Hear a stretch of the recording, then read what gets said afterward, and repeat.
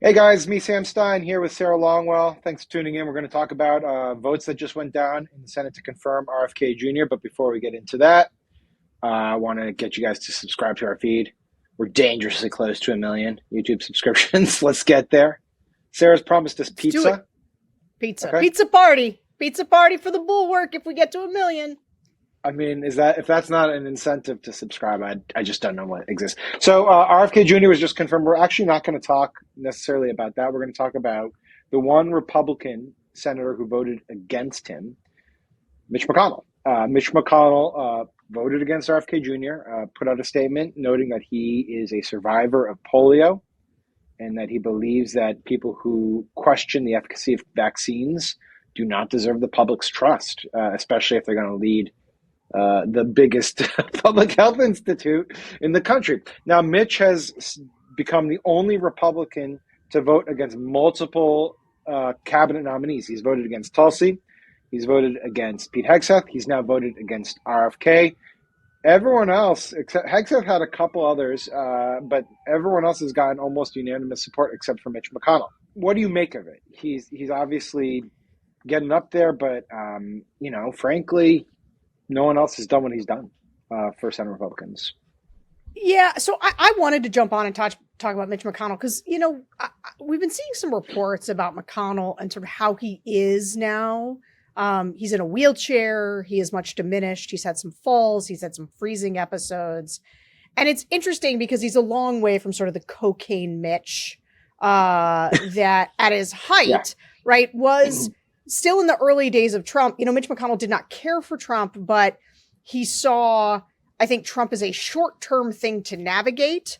Right. And I've just been really, as he takes these votes and where he's the only one, like not Collins, not Murkowski, I know. not Tillis, not any of the people you think. Mitch McConnell alone is refusing to say yes to these. Now, does that make him a tragic figure or an ignominious figure, right? Is he worthy of our sort of, is it a disgrace? Is he disgraced now? And so he just, in his moment of disgrace, is he facing that by being the lone Republican vote? Or is there a tragedy to the idea that Mitch McConnell simply failed? It was a failure of imagination, right? He was the person. There were seven Republican senators, right? In 2020, after January 6th, who voted to 2021. Sorry, 2021. Sorry, after the 2020 election, in 2021, after the January 6th attempts to overturn the election, Democrats, who at the time were the majority in the House, voted to impeach, and you needed 17, I believe, total Republican. Like they needed yes. So the situation is it's 50-50 Senate, and you need 67 for a conviction. Right. So if you get 7, you're still 10 short. You're still 10 short. But those 10 were probably there. And the way that you would have gotten those 10 at the time is if Mitch McConnell had said, I'm whipping votes for this. Like, we're going to do this. We're all going to go down together. And Mitch McConnell gave a somewhat famous speech at the time in which he said that Trump was morally and temperamentally responsible for the events of the day, but that he thought the legal system was there to take care of Trump. Boy, was he right. They nailed that one. And I guess, this is when Trump starts making racist attacks against Mitch McConnell's wife, Elaine Chao, who resigned from the administration. She was a cabinet member.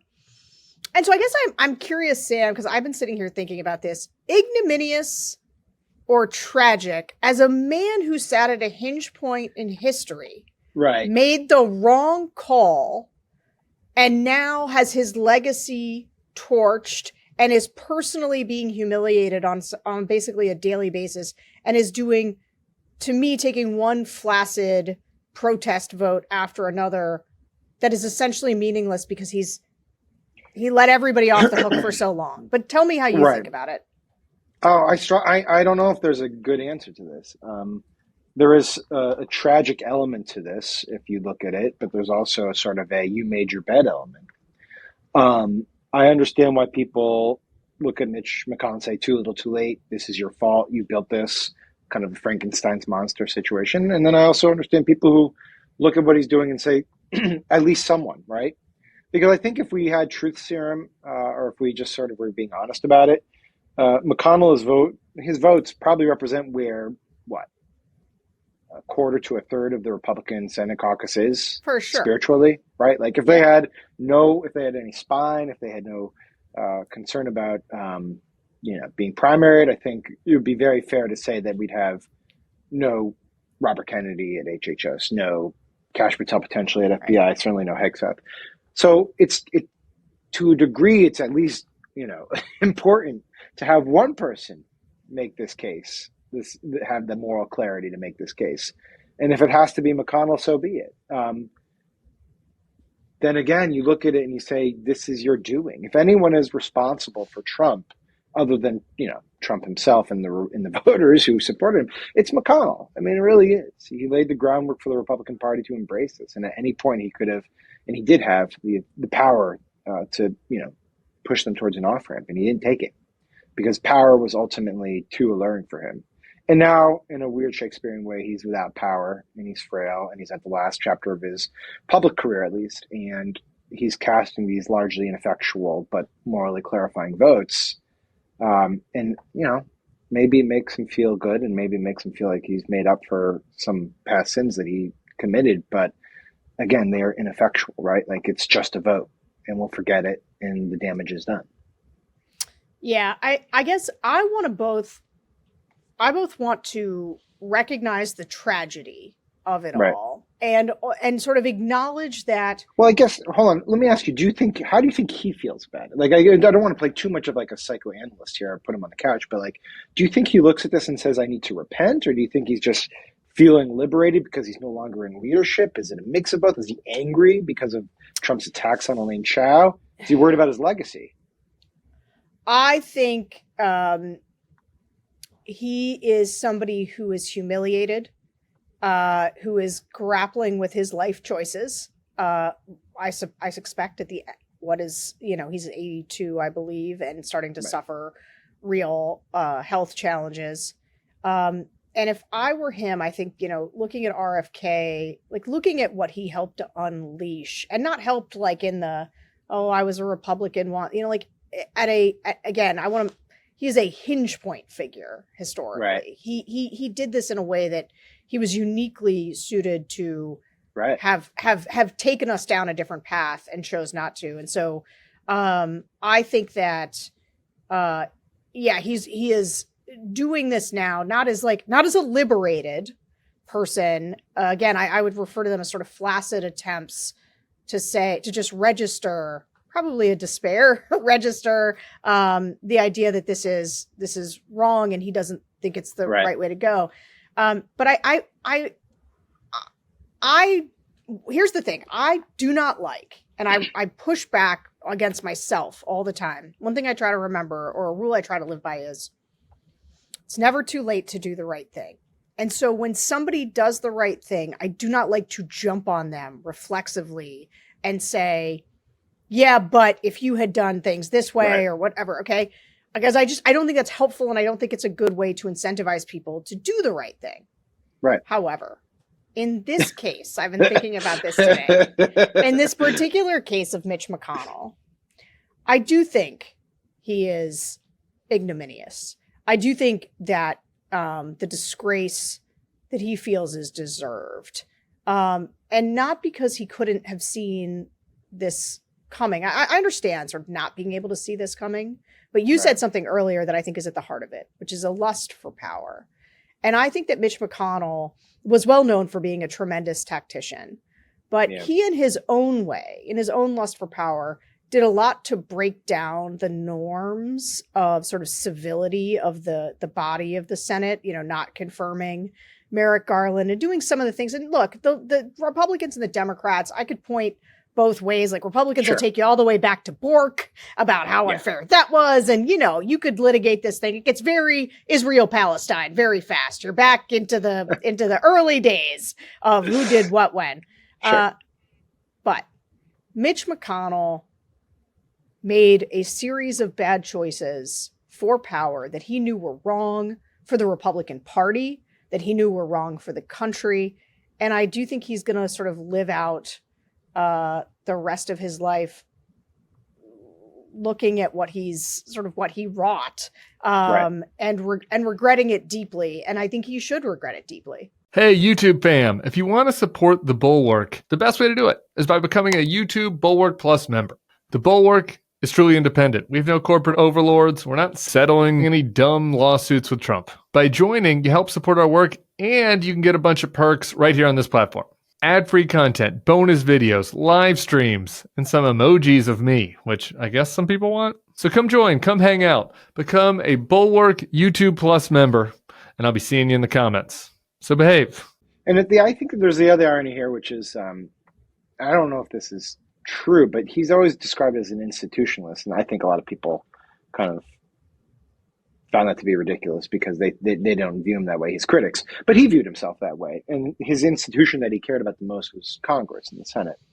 And he leaves, or will be leaving office, with the institution of Congress greatly diminished, right? Like here we have a situation where Donald Trump has basically decided he doesn't really care what Congress does, and he's basically browbeat Congress to his submission, and he's going to take back like the ability of Congress to determine appropriations, and he's going to stuff these terribly unqualified nominees for federal agencies down the throat and say, hey, screw you, if you don't do it, I'm going to primary you, or I'm going to do this in a recess appointment.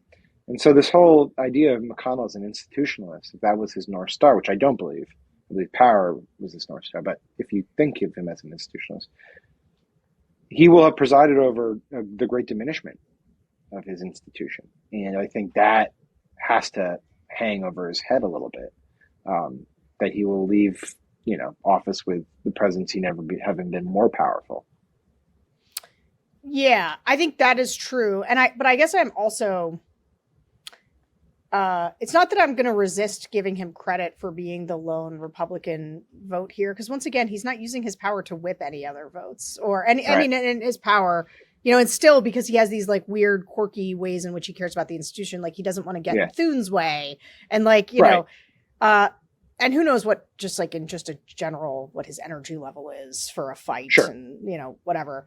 But I do think from a historical perspective, I think a lot about what it took for us to get here with Trump. And I think if you went to Mitch McConnell before he decided to vote on impeachment and you showed him the future and you said, even Susan Collins and Lisa Murkowski are going to vote to confirm add RFK to the cabinet.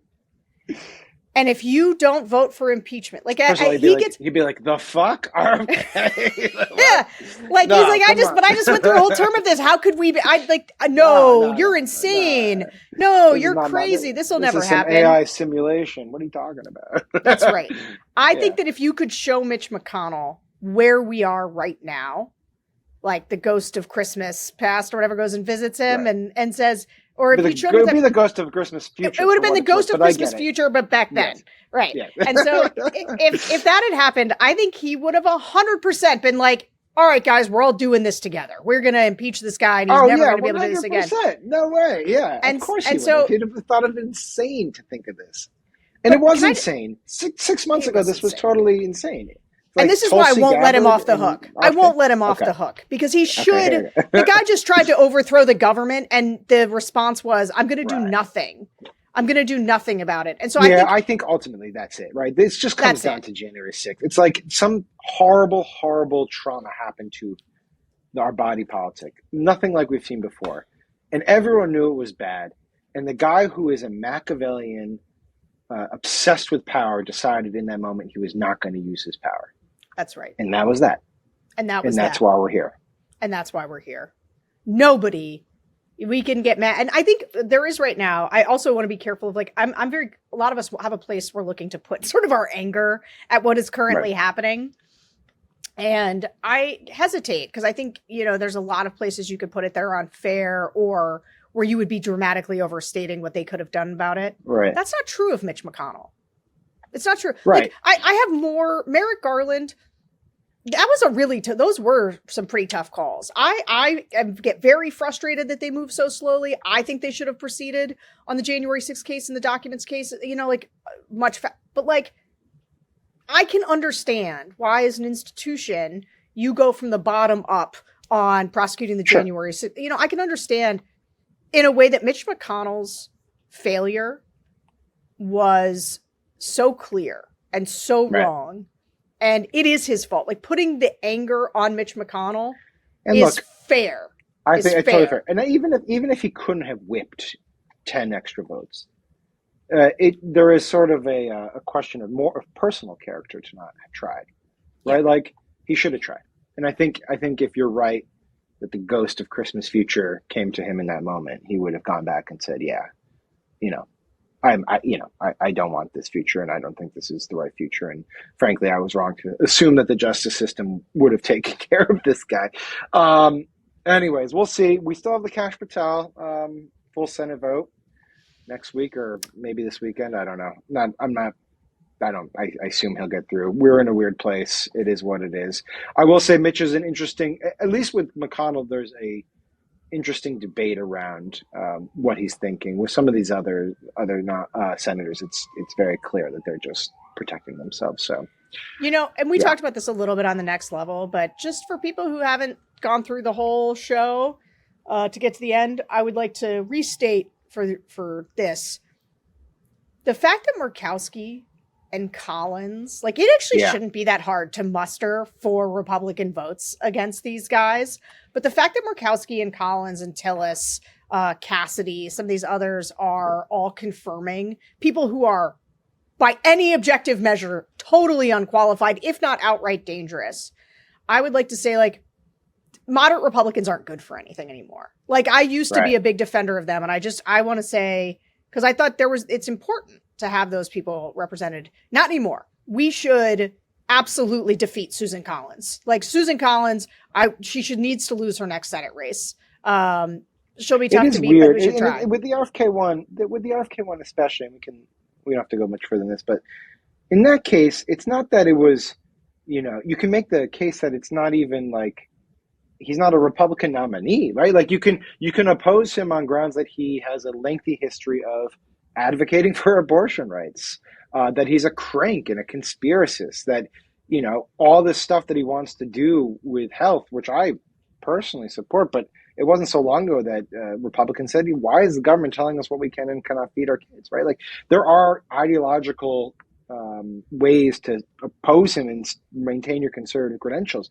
All the conservative press outlets were opposed to the guy. And yet, like you said, the so-called moderate bloc in the Senate of Republicans just did not show at all. And so, what good are there's no difference then. Like, if you're not going to use your sort of maverick card on Kash Patel or on Tulsi Gabbard or on RFK, then, like, what's the point of having you there? You're not. If your limiting principle doesn't, like, stop you at those, like, then. Who cares? Yeah, like, if you're just gonna stand up for a few EPA grants in your state, like, you're kind of missing the boat here. I think that's right. The high stakes are the more important. All right, Sarah, thanks so much. Really appreciate you doing this. Thank you guys for tuning in. Thank you, As always, Sam. subscribe. We gotta get that pizza. Take care. Gotta get that pizza. Bye-bye.